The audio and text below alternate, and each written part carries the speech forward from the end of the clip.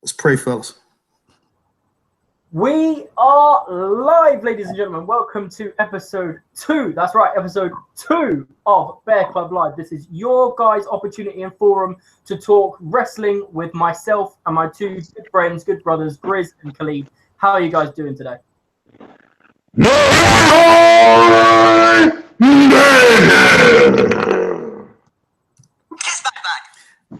Jesus, bro. Well, this is Grizz from Bear Wrestling News, man. But we are here on the format of Bear Club 316, man, to have fun and chat with you guys, man. I'm here with Michael and my brother. I call shenanigans, man, Khalid. I call shenanigans, and I'm calling out all of y'all shenanigans today. But you want to know the first thing I want to talk about, the first thing that everybody in the world should be talking about, and that is Samoa effing Joe. Oh my God. Ooh. How good is that guy? Hell of a way. Don't get me started. I'm coming in hot. I'm coming in hot. I want people to listen. Oh my God. I mean, that promo was some of the best stuff I've ever seen in a wrestling ring. Me and my brother was talking about that earlier today. He puts the pipe bomb above it, but you know what? The sheer fact that there was no microphone, he got up in his personal space, and Paul Heyman had that look on his face like something was going on in his trousers that wasn't supposed to be happening, that was involuntary of sorts. You know what I'm saying? Oh my goodness. And then when he tried to look away, he looked away for help. He was looking for help. It was like a child when you get a child court and help, and he was like, "No, boy, look at me. Look directly into my face while I eloquently tell you how I am going to choke the life out of your body." So good. So good. I could have put it better myself, to be honest. Hey, I couldn't put it better. I couldn't put it any better myself, man. That is a segment I can't think, other than the pipe bomb, one of the only segments I've gone back and watched like multiple times over and over and over because it was just so damn good. It took my breath away. Yeah. If that moment doesn't get an Oscar, man, then the Oscars are damn sure rigged. I mean, Paul Heyman and Samoa Joe, bro. That was well, it would be an Emmy. It would be an Emmy because it's TV. But yeah, you're right. They do deserve an Emmy. Well, yeah, Emmy, all that good shit, man. Fuck it. But no, in all seriousness, man, Paul Heyman's face told the whole story, man. And Samoa Joe, as he was caressing his head and the back of his neck while he was telling him how he was gonna.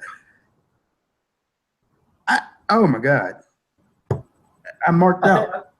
I think the moment that sort of stood out for me is that he spoke in Heyman's ear this side, and then he moved to Heyman's head, the other ear on this side of his head, and Heyman sort of had his head like this. And when Joe sort of grabbed him and brought him and said, "You look me in the eyes when I'm talking to you," and then got back in his ear and spoke to him again, I think like even the crowd were a bit like, "Ooh," sort of. Do you know what I mean? This is getting heated. And I think that's like when you get your dad mad. Yeah, but it's like as soon as Heyman asked Samoa Joe for permission to enter the ring, he goes, "I'm just an advocate. May I?" You knew something was going to happen to Heyman because Brock wasn't there. And I think everything from start to finish, from Samoa Joe coming out to start his own single promo to Samoa Joe leaving by screaming in response to the fans chanting that they want Lesnar, just screaming down the microphone, "So do I." Everything was 100% perfect. I couldn't have faulted it at all. This dude is so awesome. When he got in there and he started breaking down how he wanted everything Brock Lesnar had, I was waiting for him to say Sable, but I don't think he really want that fight. But me and my brother was talking about it earlier. This has the potential to turn into a legit fight. Like, both of these dudes look like they hit hard, and one of them gonna hit the other one just a little bit too hard, and next thing you know, go ahead, Chris. No. Yeah, man. As we were discussing earlier, brother, man, I was thinking like if Brock Lesnar doesn't do, what they discussed prior to the match, or doesn't want to budge on certain moves that Joe tries to put in that Joe's going to commence in whooping Brock Lesnar's ass. Like, no, I'm not no bitch. I'm not these other WWE superstars or whomever you fought. I am Samoa Joe, and I will kill you. Oh, Lord, And man, and that's the best part of it, because you got two dudes who not only look legit, they fight legit, and everything about them scream legit. You know what I'm saying? Even with Samoa Joe smiling, I still don't want to be standing next to him. Nope. Right? It's like, dude, why is you smiling? That's creepy, man. Chill out with all of that. Go back to the mean face. And it's a sadistic smile with it, you know? Yeah, man. Yeah, man.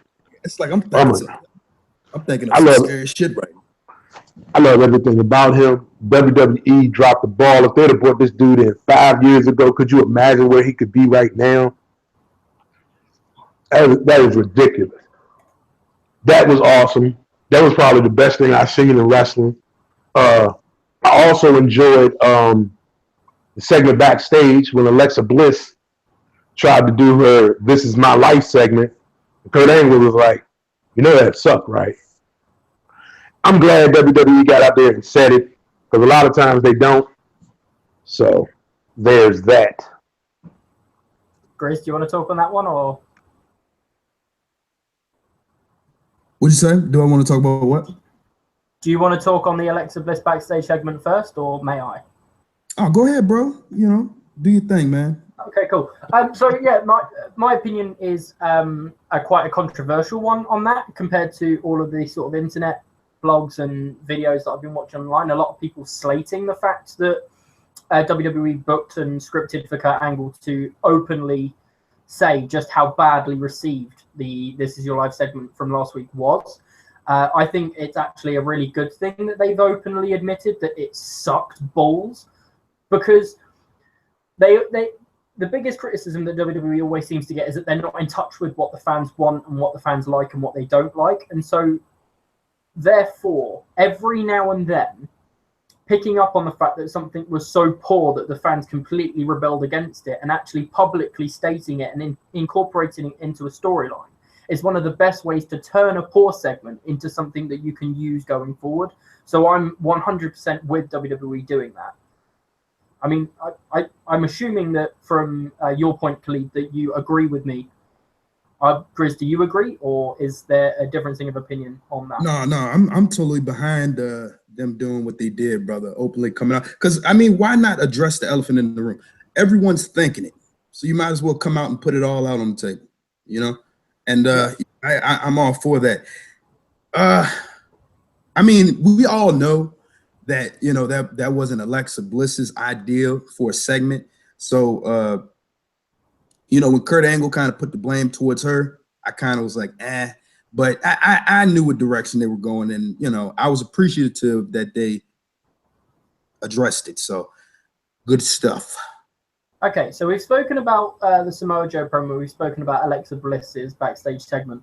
Both of those being Khalid's points. Is there any highlight of the week that you want to talk about? Raw, SmackDown, 205 Live, NXT, anything around the world that you want to talk about? Anything that's got you buzzing this week?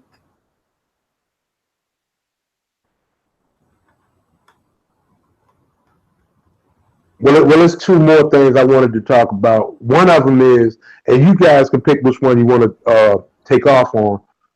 One of them is the best of the Super Juniors. I don't know if you guys have been looking at that, been paying attention to that. And the other thing is what's going on with Enzo and Big Cass.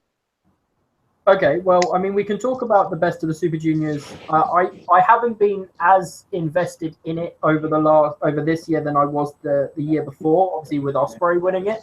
I know Ospreay lost in the final to, was it Okada? Was it Okada? No, Okada's the champ, the heavyweight champ. Who was it? Who was it? Who beat Ospreay in the final? Oh, I'm gonna look like a mug now. Kushida. Right. Yeah, it was Kushida. I'm going to have to Google this now. Hashtag bad wrestling fan, I know. Best of Super Juniors 2017. Was it Kushida? It was Kushida. I'm pretty sure it was Kushida. It was Kushida. Yeah, it was Kushida. Sorry, it wasn't Okada. It was Kushida. Sorry, I'm not overly clued up on everything New Japan. It is something that I watch as and when I can. So apologies for getting that wrong. Well, you know, Kushida won in the final against Will Ospreay, who won last year's Best of the Super Juniors. Mm-hmm. What exactly do you want to talk about in that? Because my knowledge is limited. Well, I mean, if you've been paying any attention to what New Japan is doing and how they're booking and how they're pushing out stars, New Japan likes to build up guys and then send them out to journey around to get experience. Yeah. And while looking at the New Japan tournament, the Best of the Super Juniors, I'm looking at it and you're seeing the literal best, quote unquote, cruiserweights the world has to offer. All right. Yep. And you see the types of matches that they put on. And it makes you wonder why the WWE can't utilize the talent that they have. Because they have people that are on the same level. You know what I'm saying? You know, Kushida is an awesome wrestler. I don't know if you I watched a few years ago and Kushida had a tag team with Alex Shelley where he came out looking kind of like Marty McFly and whatnot. And I'm watching it.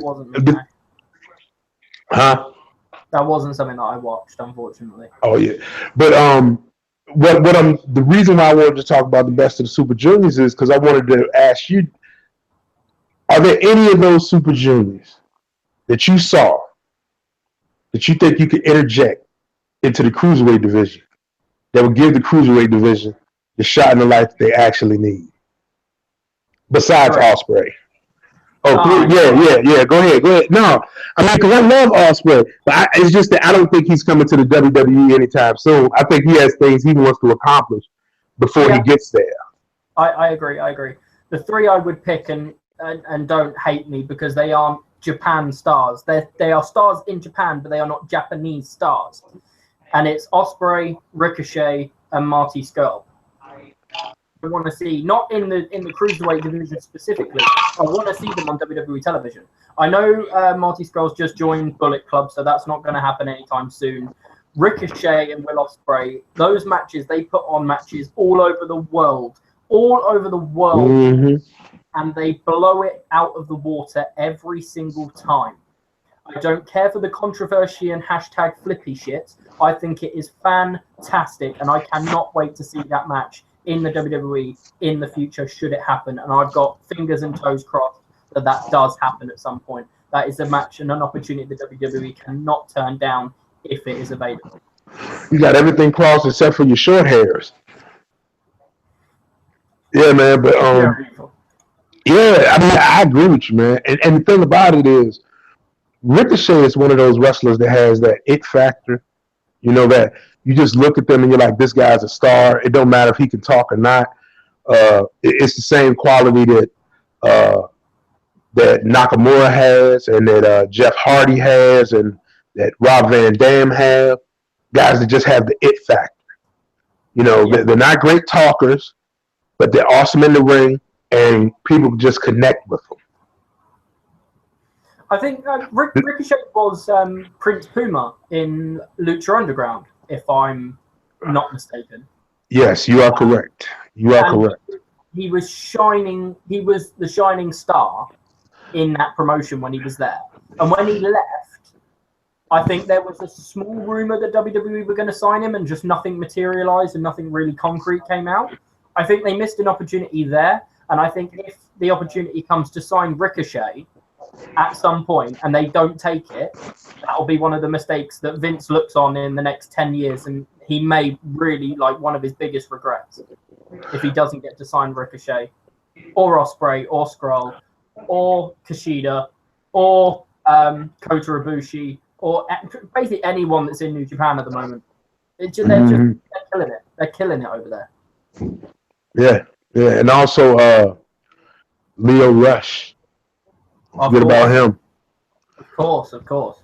You know, I've been hearing nothing but good things about him, and I haven't been able to keep up with Ring of Honor like I want to. I got the Fight TV app now, so I should be able to catch up on my Ring of Honor and be back up on it. So, but that's one of those goals. But that's the thing that I'm having right now. The cruiserweight division, what they need to do is they need to integrate these guys into other matches. Yeah. You know, you have cruiserweights fight. That's fine. You have them fight on Raw, but you have them fight other people. You know what I'm saying?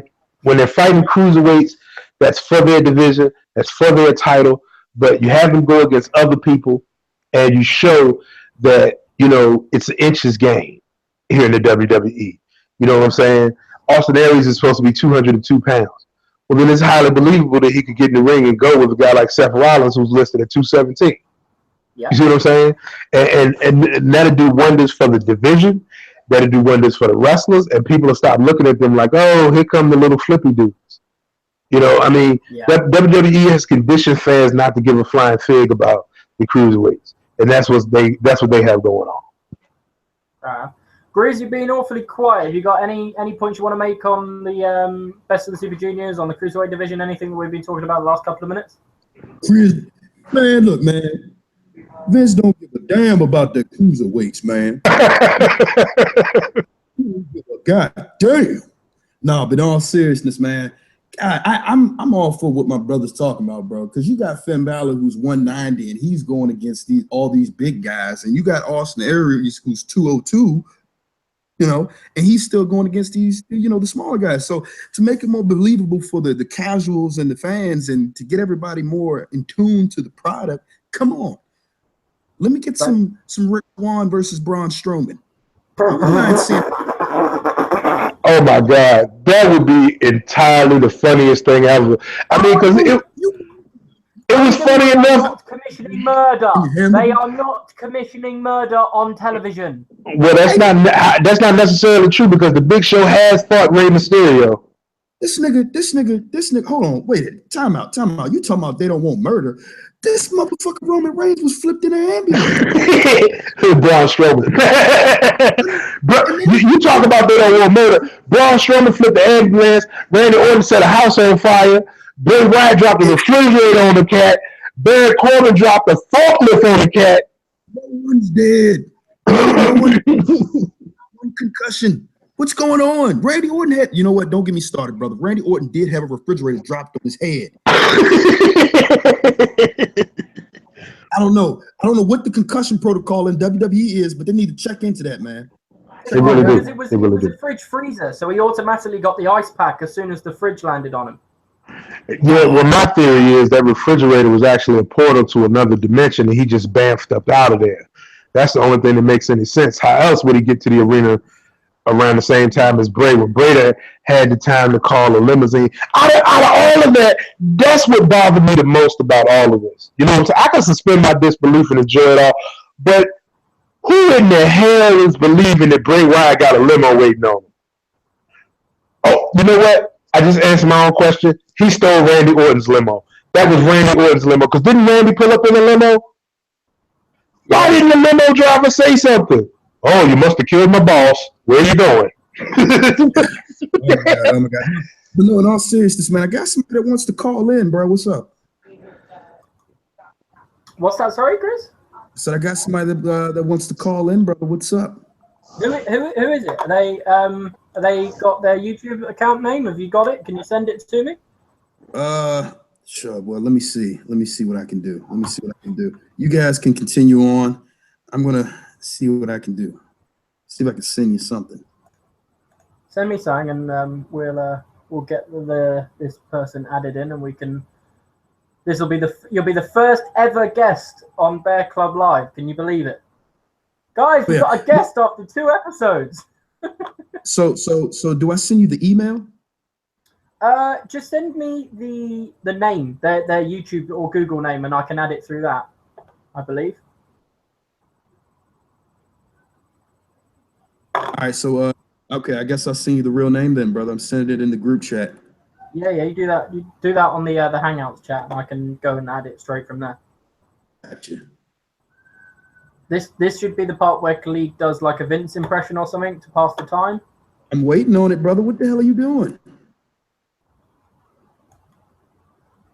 He wants to be on mute. Tell me he's not doing that right now. The other night, I was sitting in the back of the arena, oiling up as I watched Roman stroke his arm. Okay. I gently touched myself in a place that was almost inappropriate. When goddammit Paul came in, what do you want? Let us skew. Little Dwayne, he keeps calling me dad. Anyway, no, but what I really want to talk about though, who do you think is attacking Enzo and Cass? My money's on Tommaso Ciampa, running around killing everybody. My money is on Enzo Amore. Who's doing it? That's quite possible. Don't look at me like that. It could be Enzo and it could be Big Cass. I don't know. Or attacking it themselves. Well, hey, no. But think about it. Enzo has been acting a little bit heelish, lately. Cass been looking like he's not having any parts of that. So Enzo, trying to get sympathy from his boy, starts faking the knockout sessions. Then all of a sudden, Cass is like, wait a minute, this ain't working. I got to follow you around and see what's going on. He turns his back. Who he turning his back on? Enzo. Enzo knocks him out. He don't realize it because he thinks maybe I walked away from him. His freaking shoe was by his head, Michael. I'm just saying. Why was the shoe by his head? That's what I want to know. What's up with the shoe? We have our first guest by the looks of it. Gentlemen, hello. Hello, how are you? How you doing, sir? I'm all right. How you doing, sir? Hands above the waist while you're on the phone with us, sir. That's of course. A prerequisite. Hey, you guys know this guest. You guys know this guest as none other than Thanksgiving. Say that again. How you doing? Say that again. I didn't hear that. Thanksgiving. Oh, yes. Yes, not only my favorite time of year, the favorite thing I like to Google. Well, I'm glad to make this list. Glad to be here. You guys talking some good stuff all the time. I wanted to hop in and throw a little input if I could. Fine, bro. Is there anything in particular that you want to talk about first, subject wise, or do you want to have your say on the Enzo and Cass combo that we were just having, or what do you want? Well, I'm not going to change the course of things. I can jump in on the Enzo and Cass situation. Personally, I thought it was the revival. But as time goes on, it's really hard to figure out who's doing this. It feels like it could be a self-setup type thing, as George Grizz was saying. But at this point, I feel like it's probably some type of up-and-coming tag, because I don't even see Enzo and Cass really doing too much. So I feel like they may be trying to help push some other superstars in this process, because they've been kind of stagnant. Okay. So as far as who specifically, I'm not sure, but I'm pretty sure it's like a new and upcoming tag, though. Okay, so if it was a new and upcoming tag that isn't the Revival, are we talking from NXT, or are we talking maybe somebody from outside of the WWE realm completely that they've signed and not announced? Well, I'm thinking NXT in a sense, but if they bring in someone unannounced, I feel as though it's gonna run off kind of funny with some of the fans, especially if they don't know who they are. Yeah. But personally, I'm thinking an NXT team. If the Authors of Pain weren't the tag or NXT tag champions, I would be suggesting it was them. Them the only people I know that can clear out that easily. But as far as they got that big tag team. When you said that, it got me thinking about the Ely brothers. You seen them guys? I think both of them are like 6'6", 6'7". Big, tall guys. I think they were only in like maybe one match, but they got the type of size that Vince would like. He'd be like, "Oh yes, big sweaty, dark men." You like that, huh? You like that?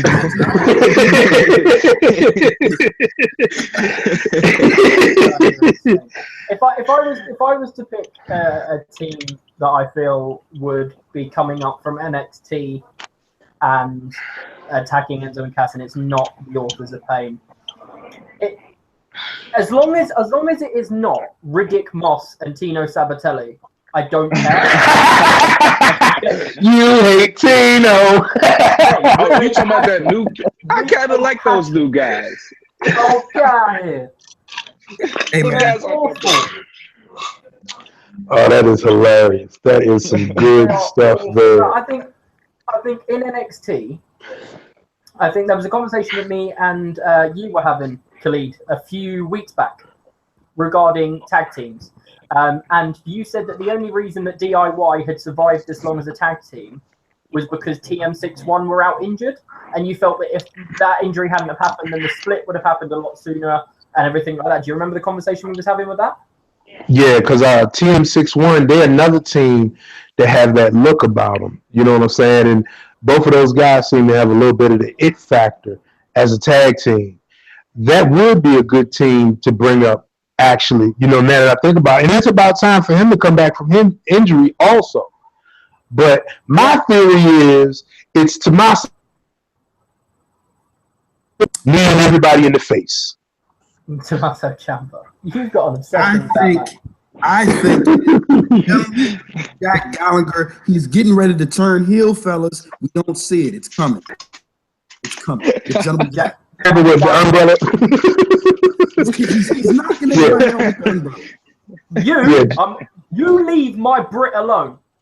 I'm telling you. Not only is he British, he's a ginger like you also. You should grow that mustache of his. That would be awesome. Just a little tiny ginger stash.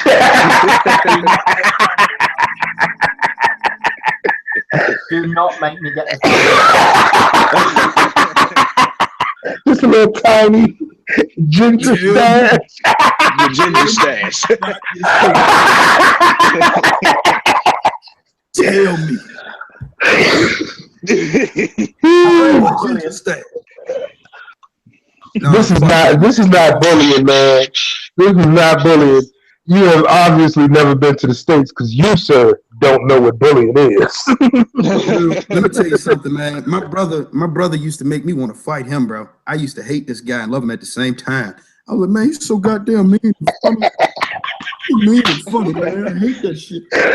Oh shit! Oh shit! I think we're going to move on rather swiftly. So I don't want to cover too much of the topics that we're going to do on the WWE Talk Wrestling Podcast episode 6 that will be out this weekend. So I don't really want to focus too strongly on specific topics that we've talked about on that. What I do want to talk to you or ask you guys, and especially now that we've got our first guest in, if WWE could sign one male talent to NXT and one female talent to NXT from across the world, any promotion, no contract obligations, anything like that you would want to see, one male, one female in NXT, who would they be and why? I would want oh wow. That's such a broad question. Give me Marty. Marty Scurll. I want somebody, maybe Adam Cole. Yeah, see, I don't want to say one of the obvious names. Kenny Omega's who I'm thinking. But exactly. You want to see Kenny Omega, don't you? I can't think of his name is Osaka or Okada. Okada. Yeah, that's Okada. The dude that look like he's supposed to be on top of a trophy. Yeah, exactly. Give me the head champion. I love it. He look like a trophy. Hey man, you know what I want to see? I want to see Shibata. Yeah, your boy. That's him. Shibata. That's what I want to see. I want to see Shibata concuss the WWE. No Shibata. Shibata nigga got watching her grizz.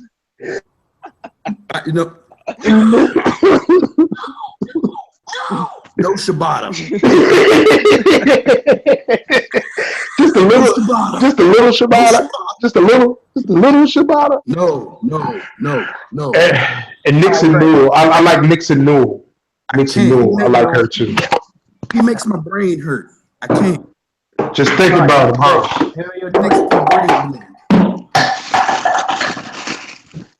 Who are your choices, bro? I'll take Marty Scurll and let me see. Woman wise, I can't really think of too many women that are on the free agent market right now, bro. I'm not even gonna lie to you. It's not on the free market, just literally anyone from any promotion. Get me Awesome Kong back in this motherfucker. Who's that chick? Oh no, they already got her signed. The chick that was from Lucha Underground, bro. T Trinidad. No, Tia Trinidad was the girl that some star. Sexy Star. Yeah, I think Sexy Star. Yeah, Sexy I think it Star. was Sexy Star. Yeah, something Sexy like Star. that. Because she was a female wrestling male. Now that's a good pick. I like Yeah, yeah, she was beating Pentagon. Sexy Star. Okay. Thanksgiving. Who? If you could pick one male and one female. Well, for the female, I'm rolling with him on Sexy Star because, like I said, I got to see her a decent amount on my little Lucha Underground, and she actually has great ring skills. And honestly, she fights against men, so I can see her actually defending against Asuka very well. A convincible person, that can actually fight Asuka. That and Awesome Kong. I seen her a little bit on another program, but I'm not sure if she's still in the game. But she was undefeated before she left WWE, saying she was pregnant, which is the most wildest thing I ever heard in my life. Yeah, because she had a feud with the fellas, didn't she? Yeah. Is it wild because you're wondering who happened that? I think that's part of it. Other than I never had a female say, "Hold on, you didn't know you were pregnant? You've been out here body slamming females, and now you want to admit you're pregnant?" Hey, you know what though? I heard Paige tell a story that her mom was like 6 months pregnant with her before she realized she was pregnant, and she was a wrestler. Yes, the Royal Night. Yeah. You know when women do a lot, when they do a lot of physical exertion and exercise and stuff like that, they lose their little friendly monthly visitor. So there's that factor too. But a stomach developing wouldn't give them any type of indication. I mean, it depending on how athletic she is, she may not be showing. And Awesome Kong ain't athletic, but she got a big ass neck. It really took a while for her to realize. Most likely. Yeah. But as far as males, either Kenny Omega or versus the man he fought with Leo O'Connor, because that right there, I like them both. But like both of them got a lot of great skills. But I know as far as O'Connor, he just got that ruthlessness, like that rain. I gotta see that Rainmaker over here, man. I gotta see the Rainmaker. That's Rainmaker. You guys are absolutely insane. Okay, for me, it's very difficult for me to choose the woman in this category. I think for me, in terms of the male side of the roster, I want to see Will Ospreay in NXT. I think he could quite easily be an NXT champion, hold that for over a year. At the same time, he could come up to the cruiserweight division. He could come up to the main roster, and he could go after secondary titles and world titles up there. Will Ospreay is definitely someone I'm begging the WWE to sign if they get the opportunity. In terms of the women, it's between Velvet Sky and Bea Priestley. Either of those two. So I know that's kind of that's off the record kind of thing. But yeah, I think edging more towards Bea Priestley because she's got the youth, so they can sort of mold her a little bit easier into the WWE style. And also with Velvet Sky, I believe that she's engaged to or married to Bully Ray. Am I right in saying that? Yeah. Didn't Bea Priestley and Ospreay have a thing going in WCPW? Yeah, they did. Yeah. Oh, okay. Yeah, so buying them two in together, that's good business right there. I do actually have several more guys I'd love to see. Rampage, Baby Jesus, the Redneck. Oh my God. Boy. Oh my God. And Bruce the Briscoes, yes. No, these are all midget wrestlers, brother. These are all midget. Oh, wrestlers. okay. Yes, Baby Jesus. Spectacular in the ring. I'm trying to tell you. Don't get me started on Redneck Brawler, please. Oh my God. Hell of a midget. Hell of a little person. Yeah, man. That'll be the one time I say it's okay to have your hands below the waist. All right, but only during a match against a midget. That's the only time. Why is this show become? It's 2 episodes in and it's just terrible. No, bro. I have one more wrestler I want to bring up, though. All right, and that is Jay Briscoe. Okay. I freaking love Jay Briscoe. I freaking love the Briscoe brothers. They are freaking awesome. Oh my God, the Briscoes are awesome, bro. Okay. Don't you put that away. What I want to talk about now. No, what I want to talk about is what you and I were talking about the other day, Grizz, and it's win to loss records in the WWE. Okay. Oh, God. And so I went through and I picked out 10 of the top superstars on both Raw and SmackDown, and I put together their win-loss records and their overall percentages. So now, this career? This is WWE, NXT, FCW. So just awesome. The WWE bracket. So developmental and the WWE itself. This is including TV shows, house shows, dark segment matches, pay-per-views, everything that you can do. Wow. So I've got all of these together for the following 10 superstars. And I'm going to move the camera over to me because I've just realized I'm still looking at Khalid's image. Hi, I'm back again. Okay, so the 10 superstars are Roman Reigns, Seth Rollins, and Dean Ambrose, obviously all 3 members of The Shield. Finn Balor, Bray Wyatt, and Samoa Joe, all 3 members at the top of the card in Raw at the moment. And then for the SmackDown side, I've gone Kevin Owens, Sami Zayn, AJ Styles, and Baron Corbin. Now, I put those in random order. I want you guys to give me, out of those 10 names, who you think has the highest win percentage in the WWE at present. You've got Reigns, Rollins, Ambrose, Balor, Wyatt, Joe, Roman Reigns, Styles, and Corbin. Roman Reigns. Roman Reigns probably has a 98% win record. I'd have to go with Mojo Rawley, fellas. He's not on the list. Oh, Apollo Crews then. Dude, use the names on the list.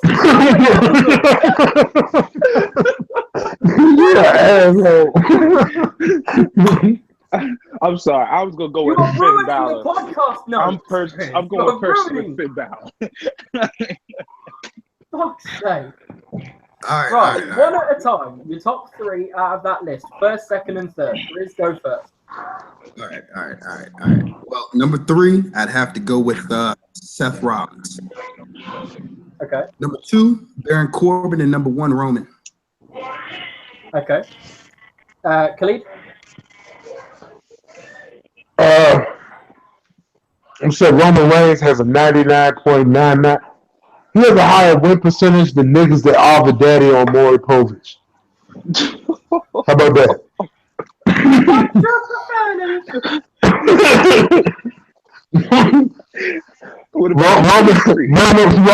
Roman Reigns' win percentage is you are the father.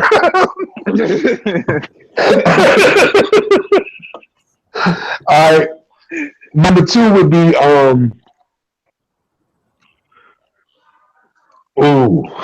I would have to say Seth Rollins. And then Baron Corbin, yeah, like my brother said, them sound like they got the highest win percentage. Okay, and Thanksgiving? Well, I'm gonna start off with number 3 being Roman Reigns. That's gonna be number 3 because you say you factor in a decent amount of stuff. So I only figure if we're dating far as back, it's, early days. I'm going with Roman at 3, Seth Rollins at 2, Finn Balor at number 1. Okay. Do you want me to reveal to you just the top 3, or do you want the top 10 in order? Give me the top 10 in order. And then I want you to reveal the real numbers. Yeah, I'm gonna. Bray Wyatt, number 10. 287 wins, 15 draws, and 486 losses. That is 36.42% ratio. Now, I just want to say all of these numbers are up to date as of before SmackDown Live. So I did this during the day on Tuesday. So the percentages will be 0.03 out on some of these, but they don't change the positioning. So Bray Wyatt in number 10, 36.42%. Does that surprise you? No, and I'm mad that it don't surprise me. You know what I'm saying? I'm upset that that doesn't surprise me. When you said his name, I was hoping it was around 45%. That was my hope. Okay. Number 9 on the list is your current United States champion, Kevin Owens. 147 wins, 12 draws, 230 losses, which is 37.8%. Wow. Wow. On SmackDown this week, that will have gone down a little bit, but again, not enough to affect the rankings. That shocks the shit out of me. Mm-hmm. Number 8 on the list is the architect, Seth Rollins. 361 wins, 29 draws, 487 losses, 41.16%. Wow. Number 7 is your current number 1 contender to the WWE Universal Championship, Samoa Joe. 84 wins, 4 draws, 106 losses is 43.3% win ratio. Wow. Number 6, the house that AJ Styles built. 116 wins, 4 draws, 110 losses is 50.43%. Wow. Anybody want to hazard a guess? Number 5? Baron Corbin. Dean Ambrose. Baron Corbin, 227 wins, 8 draws, 196 losses, 52.67%. That is your top 5. Sorry, guys, I'm good at guessing. Number 4, and one that I really didn't expect to be this high, Mr. Sami Zayn, 232 wins, 9 draws, 172 losses. Wow. House shows, got more fellas. wins. Shocked the heck out of me. Yeah, man. House shows, fellas. He probably gets a lot of W's in those house shows, man. Okay. Got to. So we're now in the top 3 with Roman Reigns. I'll get some when mommy get back. You're in the top 3? We're in the top 3. Roman Reigns, Ambrose, and Balor. Does anyone want to take a guess at who number 3 is? I'm gonna go with Balor. Because I got Balor number 1, so I got to get something. Okay. Number 3. Hey, fellas, when y'all mics aren't in use, can y'all mute them jokes to limit the sound in the background? Good job. Number 3 is your former Intercontinental Champion, Dean Ambrose. 586 wins, 37 draws, 371 losses. That is 58.95% win-to-loss ratio. We're in the top 2, and we haven't reached 60% yet. Come on, Finn Balor number 1, baby. Your number 2 is Roman Reigns. Fisty McGee. Oh, Fisty McGee. Yep. The fist Roman Reigns, 585 wins, 32 draws, 251 losses. That is 67.63%. Meaning Finn Balor is the person. I guess he's not the father. At least I got the number 1 right. Listen, 67.63% for Roman Reigns, so just under 68%. Finn Balor has 202 wins, 2 draws, and 37 losses. 83.82%. So who they booking strong? 15% difference between the two of them if you were to round the numbers up. Or 16% actually. Wow. What do you guys think about that? It surprises me simply because I thought Roman Reigns was the daddy. Now to find out he's not the daddy, Finn Balor might be the daddy. I'm confused. I don't know what to believe anymore. I've just been blinded by sunlight. The one thing I would say, and you've got to bear these in mind in terms of percentages, Balor isn't really fair to use, if you will, purely because the total matches that Balor has had doesn't even accumulate to the amount of losses that Roman Reigns has had.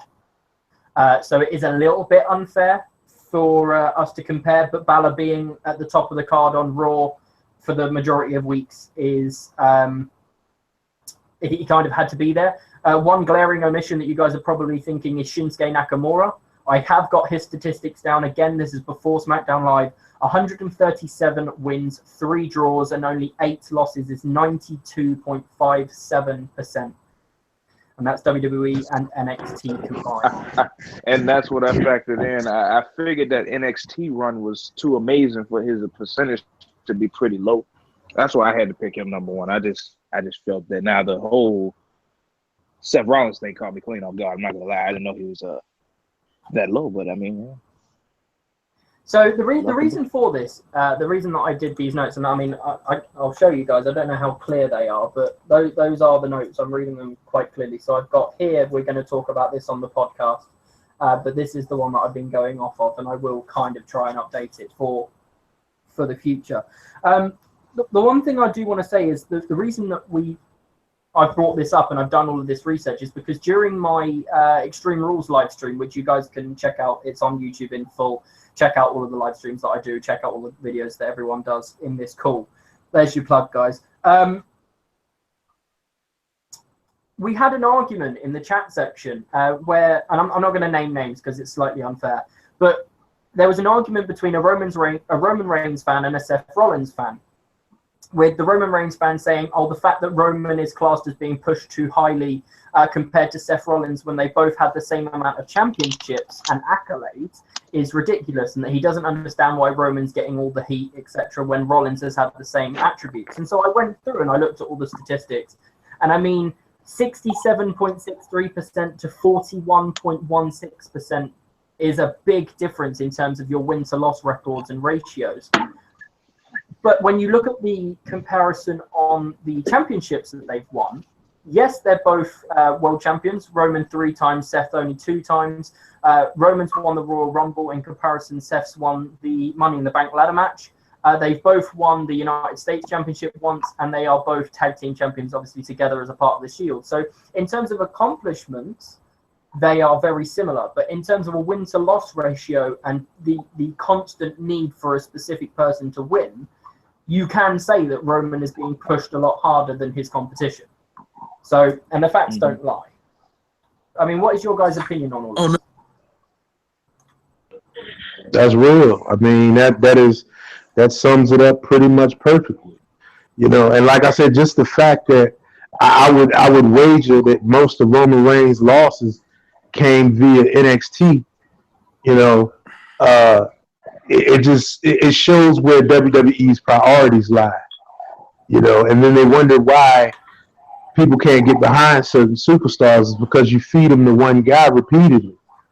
You know, 60 to 40%. That's a tremendous flip flop. You know what I'm saying? And look at but then on the other side of that, you have to look at someone who's so transcendent as Bray Wyatt that they literally bury him and he's unburiable. So there's that factor also.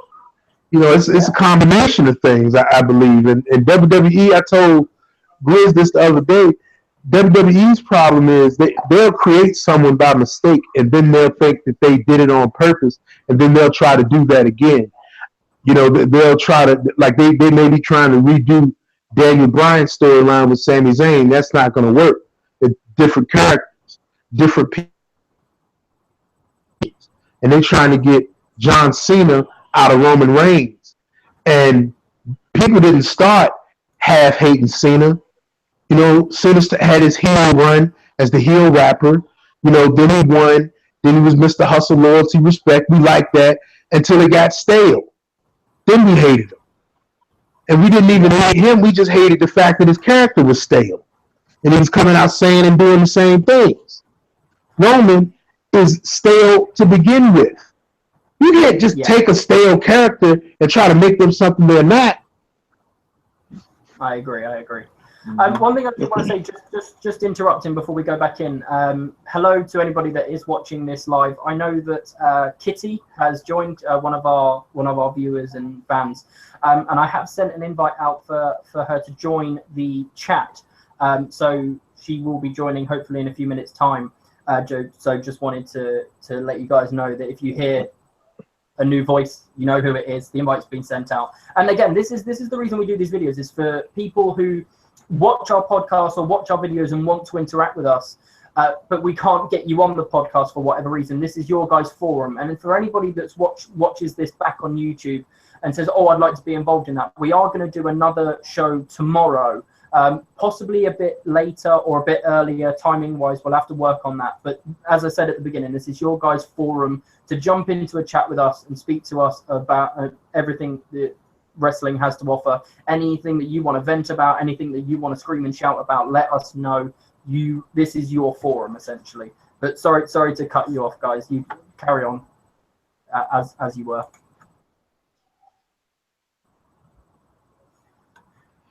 Personally, I find it fun. Oh, I'm sorry. Go ahead, Greg. Before I was rudely interrupted. No, I'm just kidding. Sorry. I'm just kidding. Now, honestly, I had nothing to say. I just wanted to say that. Wow. Great. Okay. Fair enough. Go on in there. Well, your Roman Reigns, Seth Rollins, it wasn't an argument from the jump street, because all they have to do is look at the show week in and week out, and we know who's in rivalries where you may not know who's going to win. And we look at a person who, wow, they're about to bury the next person in a peace fight. You know, when it comes to Roman Reigns, there's literally no argument, because whoever he goes against, it aggravates you because you know the whole time that person's going to lose. Like this past Monday, I was sick to my stomach because the whole time I just knew Bray would pull it out. Yeah, that was a good match. Back of my mind, something would happen. You Exactly. You knew wrong, son. You knew wrong. That was a good match. It does. That was a good match. It was a good match. It does look like Kitty has joined. I think she's just sorting out microphone. So whenever you are ready, say hi, introduce yourself. Hi. Oh, Kitty, my kitty. Hi, guys. Hiya. Yeah. Hey, how y'all doing out there this evening in this day and age of the world that we are living in? I don't know if you guys can hear me. Sound like you got a bit of a sore throat going on. You sound like a little bit. You sound like Booker T. Yeah. You did not just say that. My voice is shot. Long nights. All right. Well, let's get it. Well, welcome to the chat. Yeah, welcome. You know, I'm new myself, so you know. I love how the new guys doing the welcoming act. You know, I'm sorry, man. I just felt that, new guy help out bring in the new. Grizz. Oh my God, Grizz. Tell me you can hear me. What's up, dog?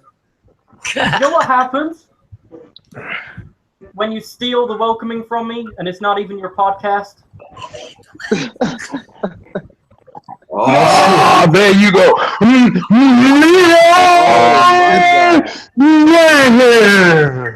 Oh man. No, you didn't. Oh, don't do this, please. You just make the list. It's my first time, man. Oh God. You're on the list. You got it, and it's wonderful. My first It's wonderful. This is your first time on the podcast. You guys are already making the list. I guess I'm making Why do you myself make me known. do this? You guys Man, and that's crazy. I'm rude as hell, and I haven't made the list yet. That's because Yeah. I'm scared of you. There's a difference. That's racist.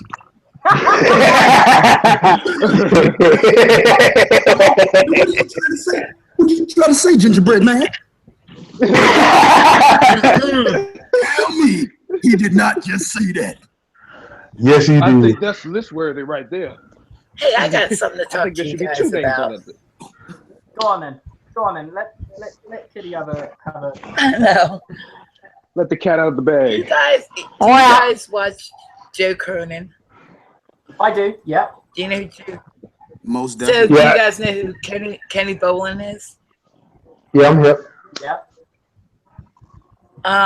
If you go on my Twitter, I tweeted out an interview that Bolin just had with Jim Cornette, and Oh, halfway through it, he buries Joe. Really? Samoa Joe.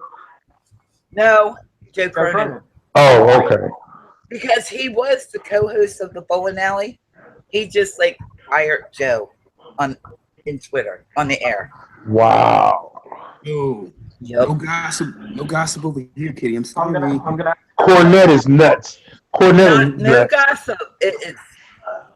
Somebody sent me the link, and I watched it, and I was like, I couldn't believe that he did that. I'm gonna check it Breaking out. news. Oh, I'm gonna check that out after this is finished. Oh man, and we got a live news bulletin up here. That is some good Hey. stuff. Go Kitty, go Kitty, go Kitty. No, seriously, go. No, seriously, just no. I mean it. Just go. Go away. Just go. Go somewhere. Go Do not anywhere. make me mute your microphone. Okay. I hold the power here. Who is that? I will mute your microphone. Oh I man. can't help it. I can't help it. Even when I set myself up, Shenanigans. I You gotta can't Is that help it. shenanigans? We're all here to have fun. Yeah, man. Yeah, man. Jesus, man. Hey, you So anyway, what's the guys, next? you wanted breaking news.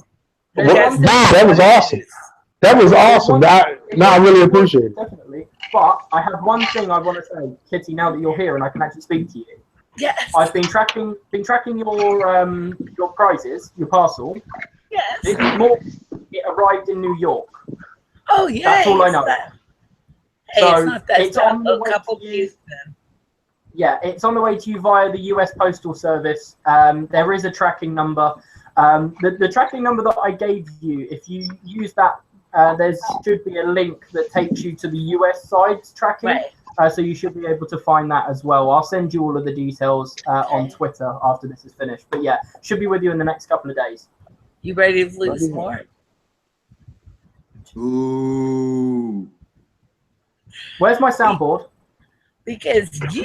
We never went over the predictions we had from the pay-per-view, and if I recall, I had a Roman Reigns win percentage at that pay-per-view. I was pretty good. Yeah. Okay, we'll talk about that in 1 second. But I just have Kitty saying, "Are you ready to lose again?" That's that's a little bit not very nice. Oh, come on, Michael. You know I'm a heel. Daddy got celebrities. Ooh. You know I'm a heel. Yeah, you ain't a heel. I'm a heel. You guys are talking. Heel out. I'm the only one that's made the list, so I think I am the heel. I'm talking about who's the heel now, Offer. I'm the guy that made the list on his first day. Hey, but I can claim that I'm the only one that have a clean sweep. Clean You slate. are the only one to have a Clean sweep. Clean sweep. I've got the results here. Should we go through the results? Should we do that? Yeah. You mean when Okay. Samoa So, Joe wins? I picked Joe to win. You can I ask did too. Grizz. I did too. Okay. So Daddy, in what the did opening match, the one that was announced late. So I think it was a 50-50 split. I'm sorry, no, there was unfortunately at Zelda on Crack, or Bex, who is actually from the same town as I am in Wickham, which is really weird to find out because I've probably crossed paths with her in town on many occasions over my lifetime and just not known about it. So shout out to her. She wasn't on Twitter at the time to answer the question as to who was going to win that match. Unfortunately, she didn't get a choice. But other than that, I think I had Apollo Crews, Grizz had Apollo Crews, and Seth had Apollo Crews, and then Brendan and Khalid had Kalisto. So those guys automatically went one up before the show had even started, and that did kind of upset me a little bit because I don't like losing. I'm going to go through them in the order that I got them on the paper. Banks and Swan versus Fox and Dar match. Everyone had Banks and Swan except Grizz. I don't know what the hell you were thinking picking Alicia Fox and Dar, but you did, hey man, it cost you a point. Can you not handle this? He could not bet on the hobo. He just couldn't do it.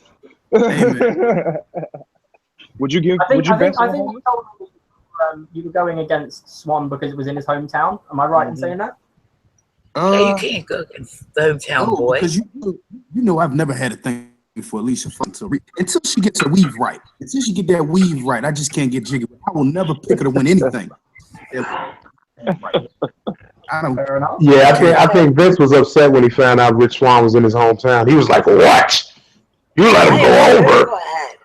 Yeah, but I didn't even know Rick Swann was in his hometown, man. Yeah, you didn't know that Rich Swann is from Baltimore? Did you hear that pop he got? He was surprised at that. He was like, "Whoa, wait a minute, let me do a little extra leg movement."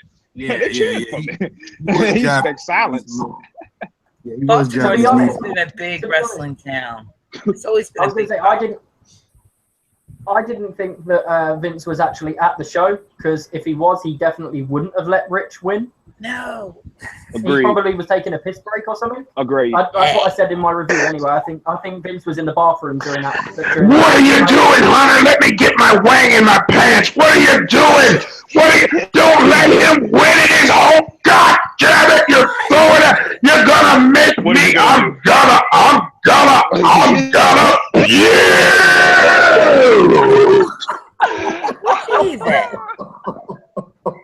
I've been waiting for that so long. Khalid, I fucking hate you. Chris, that's gotta be your brother, isn't it? Yeah, that's my brother over there, man. That's a sick fuck right there. This guy. I love this guy right here. That is a sick fucker over there, man. That guy is sick. Shenanigans. Oh my God. Call shenanigans. The shenanigans, this guy. Son of a bitch. Oh man. Yeah. You keep it up, you're gonna sound like I do. Yeah, man. Oh, well. Nah, if I sound like that, that's only because I'm yelling at my kids. That's why I keep taking y'all on mute. You know? Can we get into the good part of the show, though? Can we get into the good part? Can we finally talk about the modern Cesaro Maharaja? We haven't got predictions results yet. Oh, I'm sorry. I want to hear some about I just want to get into the nitty gritty. We're gonna get to the Maharaja, but let us do the results first. I will talk to my people in my language.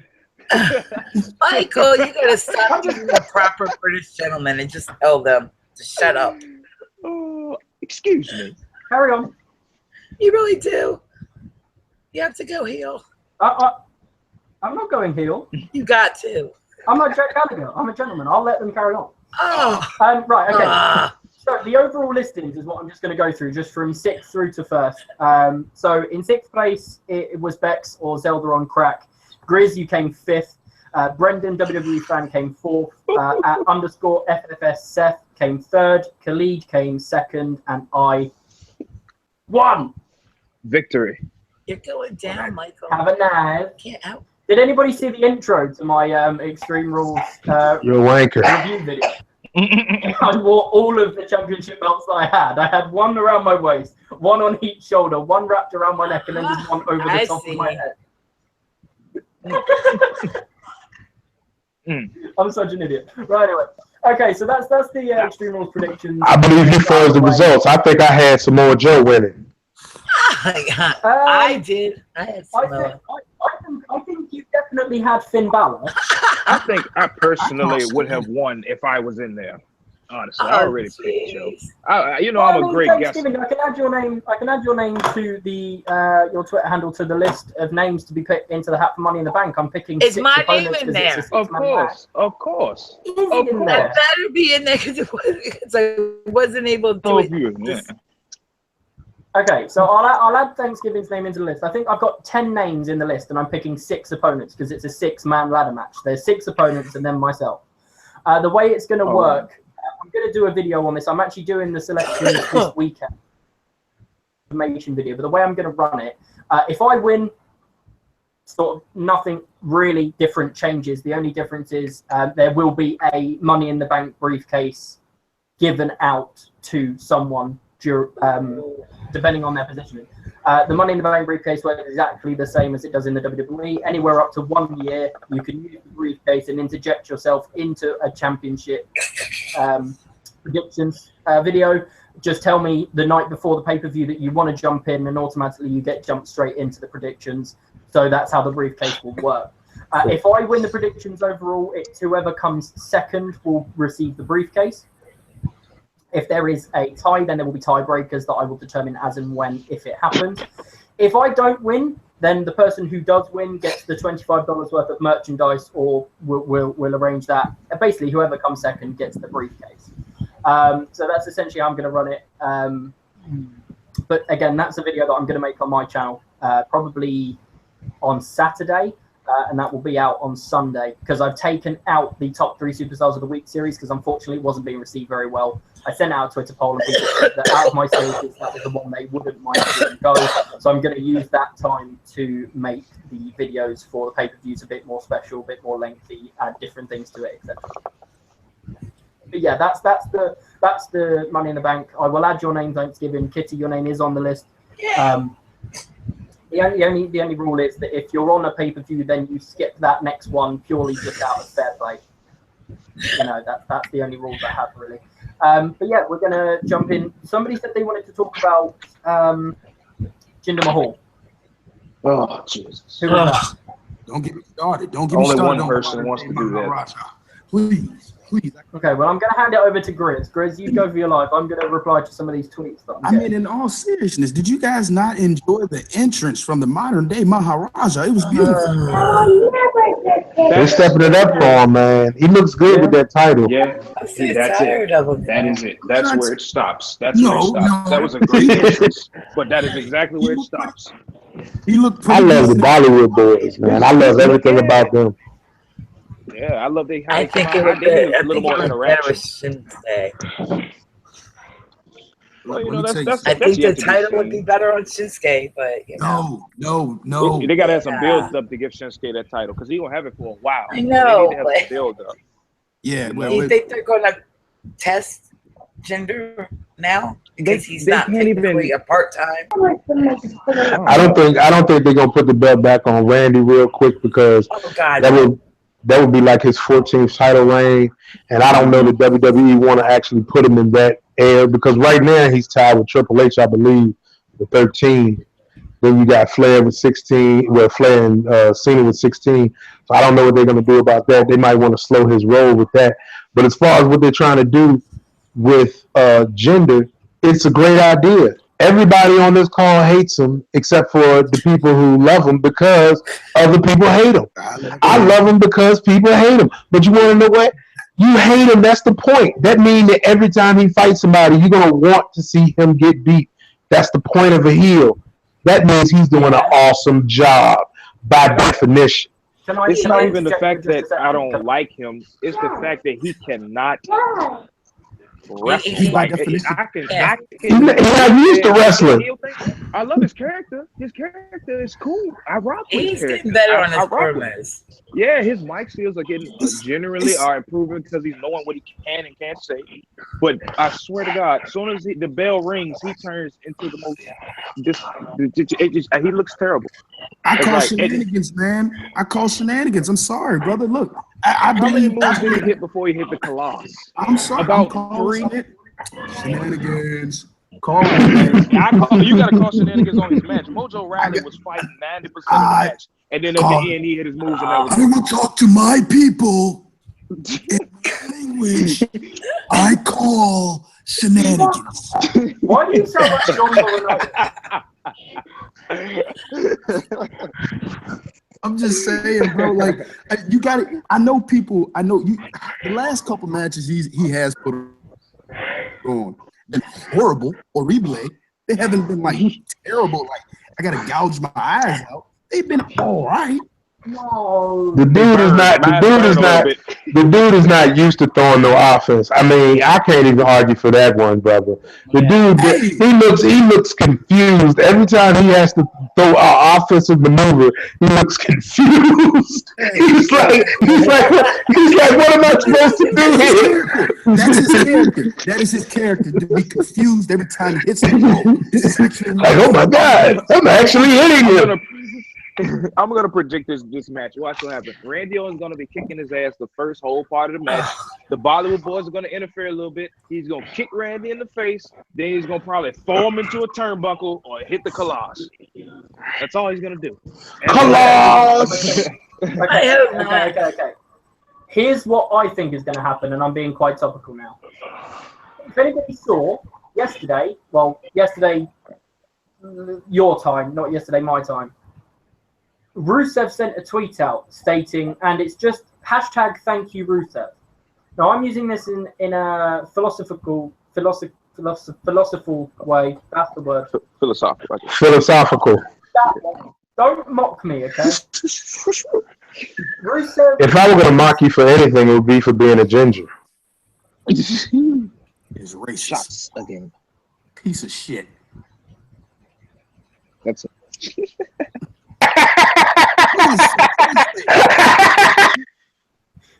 Right. Boom. Anyway. Goodbye. Unless you know that I was laughing the whole time. Anyway, My friend.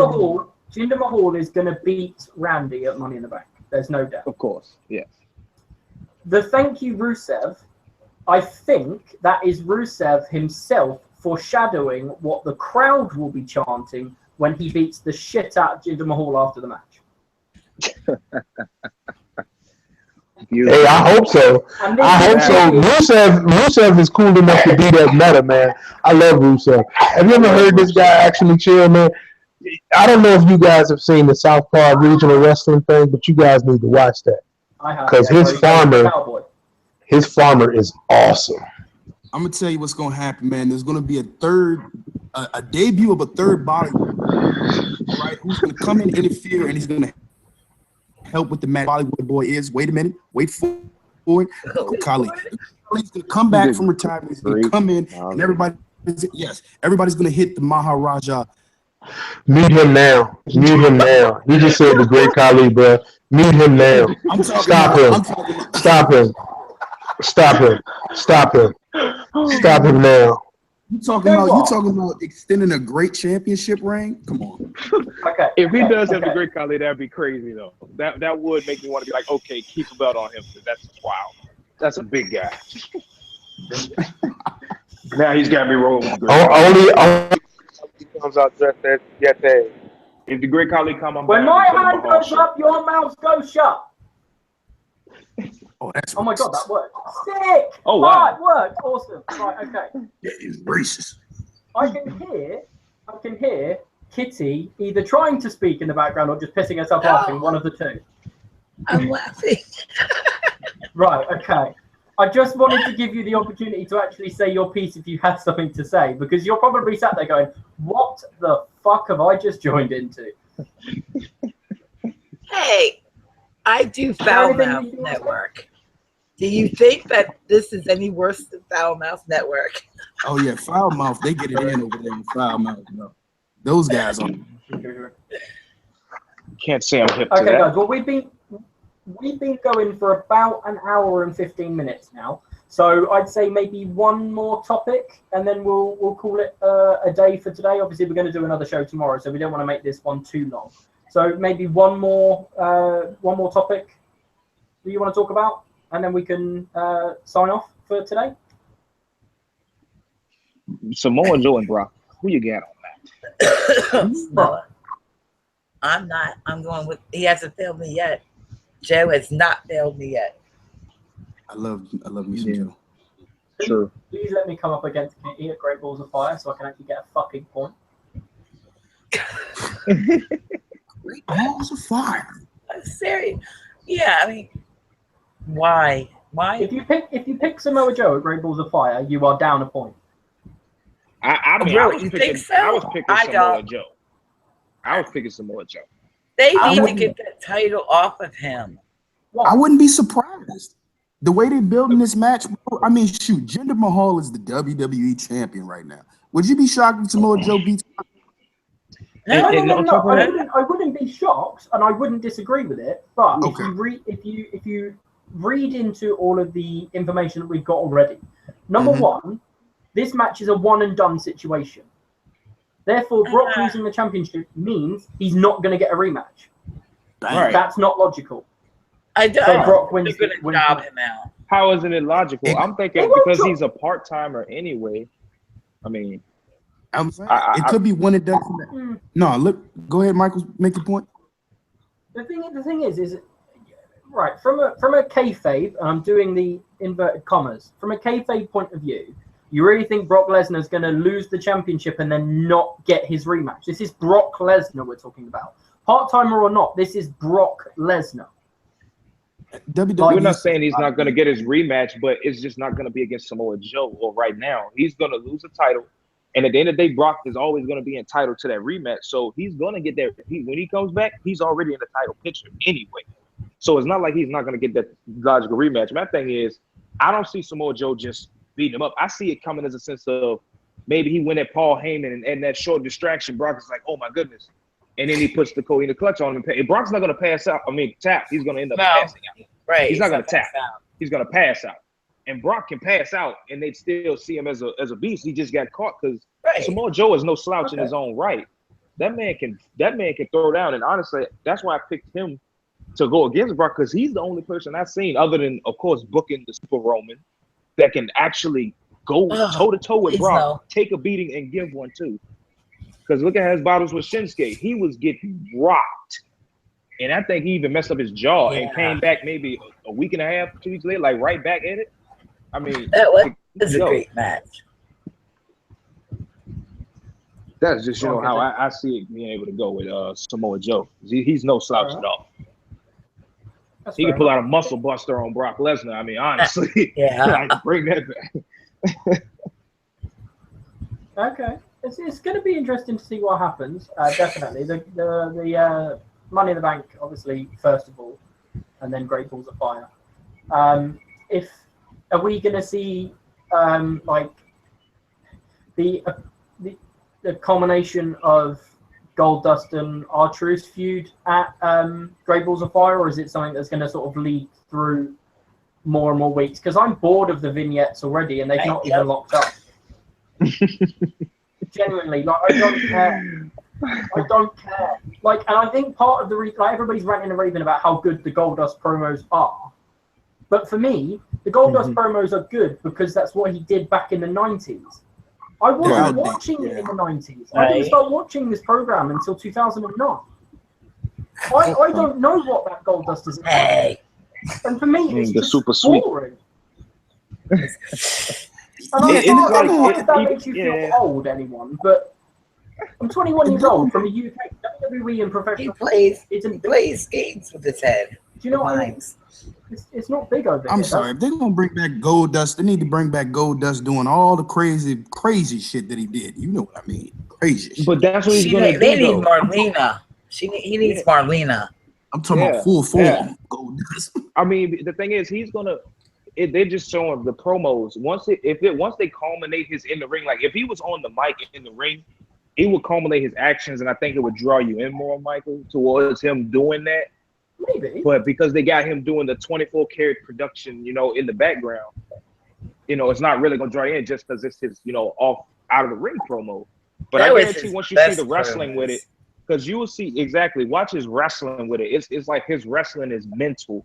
It's kind of like if Bray Wyatt was a little more, in touch with touching people, it would be kind of that type of thing, But it's don't get me wrong.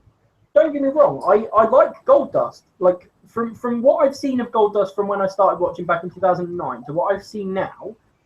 Don't get me wrong. I think he's great as a character. He's great as an in-ring worker. Yes, he's getting on a little bit, and his moveset is a little bit limited, but. In terms of the character, he can go in the ring. He's got a good character. I just don't care for this persona that they've given him with the director's chair and the feud with R-Truth. I wasn't invested in the tag team, and so I was never going to be invested in the breakup. Like, for example, if you compare it to DIY down in NXT, DIY, I was so invested in that tag team that when Ciampa threw Gargano into that fucking Tron, I almost was in tears live on YouTube because I was so invested in that team that I didn't want to see that breakup happen. But now the breakup's happened, I'm really intrigued to see what they're going to do as a feud. It's the complete opposite with the Golden Truth. The heel turn came out of seemingly nowhere for no reason whatsoever, and it just I wasn't invested, and I'm not going to be invested in this feud. I want it over and done with. I'd rather find out that Enzo and Cass are going to get broken up, and these two have been attacking each other. I have not. They can't afford it right now. But I am the biggest Enzo and Cass fan on the planet, and if you go and watch my Raw vlog, when Enzo and Cass came out, I absolutely marked the fuck out. It was the hardest decision I've ever had to make, going to Raw to see Enzo and Cass, or going to SmackDown to see AJ Styles and potentially Shinsuke Nakamura. And I chose Enzo and Cass. They are my favorite team and act in the WWE at the moment. And I would rather see them split up and go out on a feud than watch any more Goldust versus R-Truth. That's my honest opinion. I understand completely. I understand. I wasn't even really big on that anyway. It was kind of random. I thought, if anything, R-Truth would be the guy to do it, but I guess that they want to push Goldust out of the whole thing. But I call him Old Dust because he really, I mean, he can go, but it's not really getting to the point. He's going to continue the same stuff. Yeah, when I'm trying to make myself like something in a program, then I'm just not gonna. No, I'm not even gonna entertain it. And that's what I'm doing with Goldust right now. I'm trying to make myself like it, but it's just I can't. It's outdated.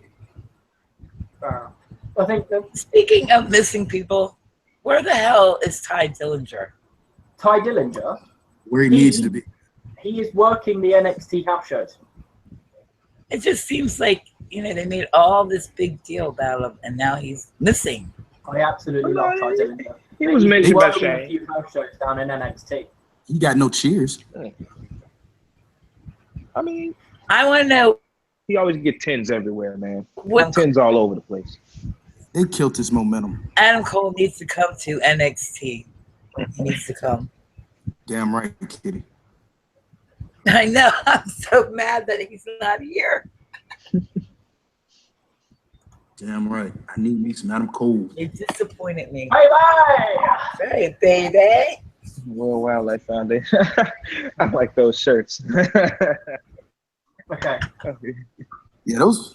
There's one more thing that I want to say about the R-Truth Goldust feud, and it's something that you brought up Thanksgiving, and it's the fact that, in my opinion, if one of the two were to turn, it should have been R-Truth, and that's because of this.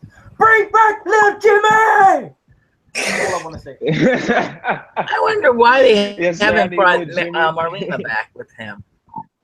Because I miss Marlena Little Jimmy. and his cigarettes. I mean, his scars. I just want to see Little Jimmy. Hit him with the water bottle. I see Little Jimmy. I want him to act like Little Jimmy is there. One of my most favorite. One of my favorite promos from back in, I think it was 2011, when Hunter first became COO and Truth's doing this whole Little Jimmy thing, and he's talking to R-Truth, and R-Truth's got Little Jimmy on either side, and Hunter's got his two Little Jimmys on either side, and they're having conversations. Exactly. Yeah, you're right. He can't medication, and R-Truth's like, go like that, and I'm like, this is fucking brilliant. I want to see that side of R-Truth back before he does retire. And bear in mind, R-Truth is 50 plus.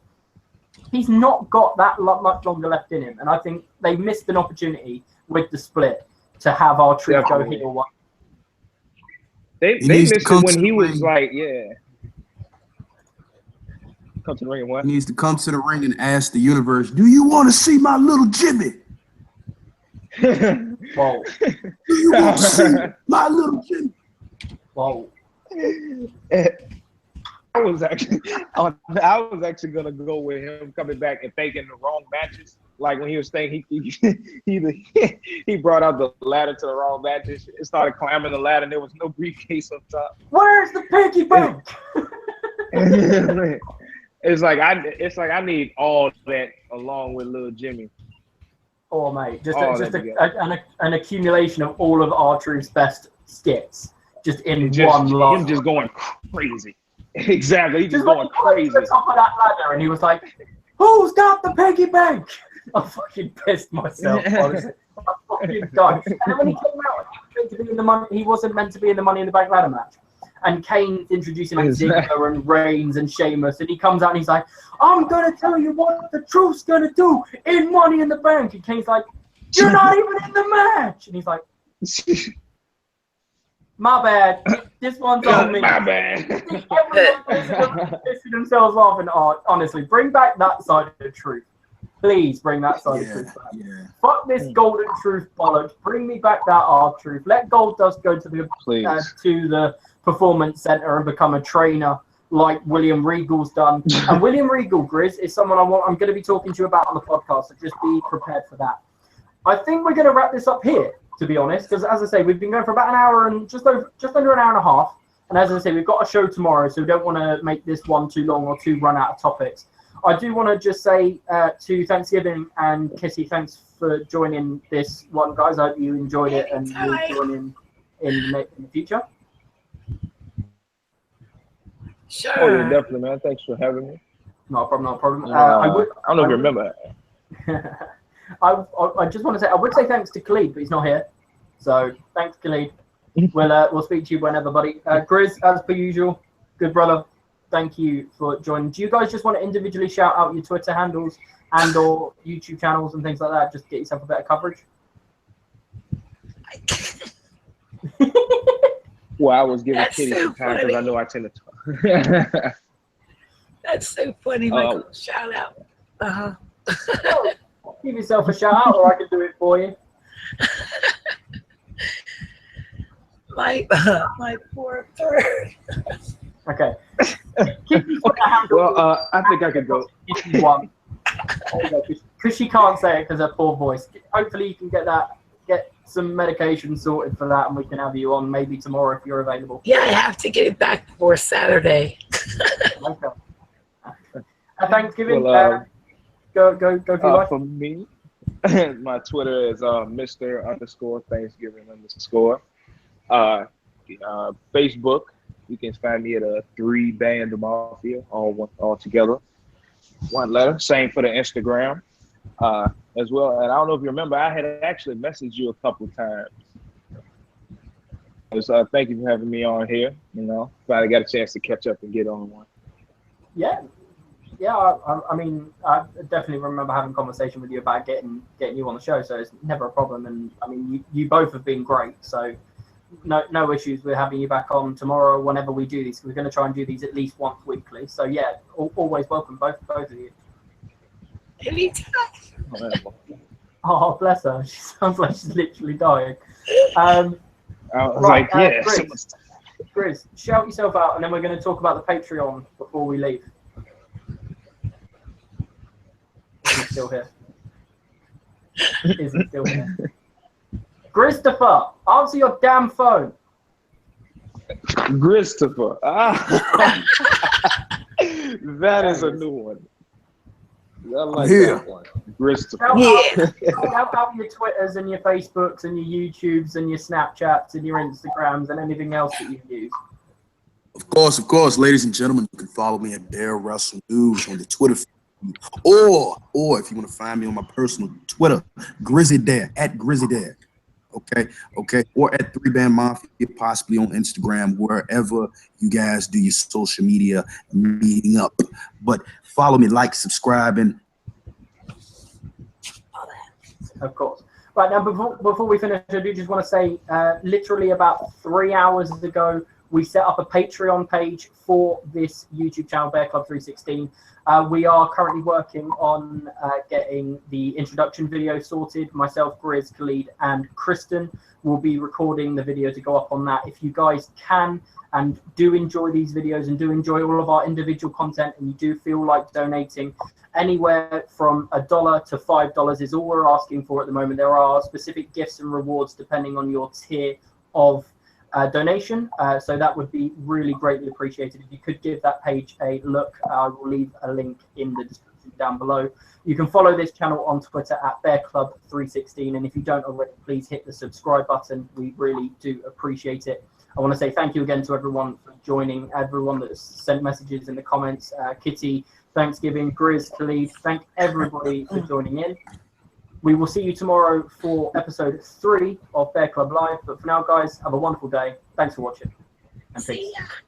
Wrestling never dies, baby. Too sweet, baby.